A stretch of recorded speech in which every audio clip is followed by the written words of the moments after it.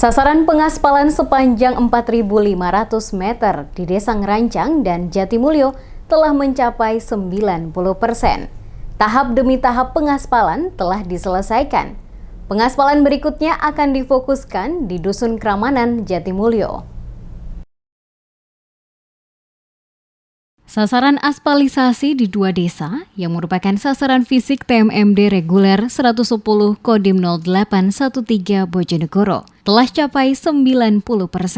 Di Jalan Ngerancang sepanjang 1.500 meter telah diselesaikan, dilanjutkan di Desa Jatimulyo kurang lebih 2.400 meter dan Kramanan sepanjang 550 meter. Pengerjaan pengaspalan Kramanan akan dilaksanakan mulai besok dan diperkirakan pengaspalan sepanjang 550 meter dapat diselesaikan dalam waktu 3 hari. Setelah itu, pasukan akan difokuskan ke RTLH Aladin yang sebagian besar belum selesai.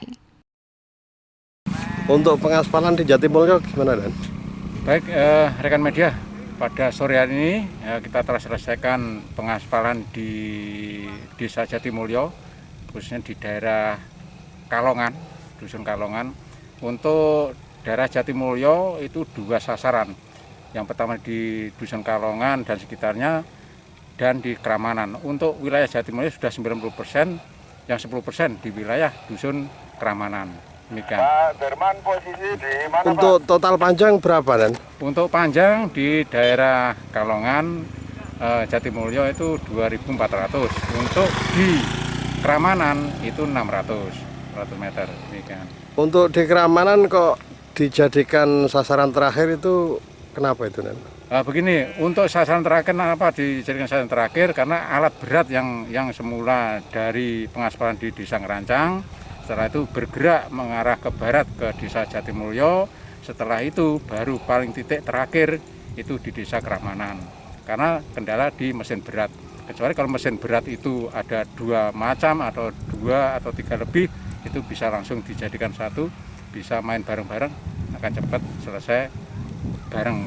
Untuk di Kramanan sendiri itu ditargetkan berapa hari, Dan?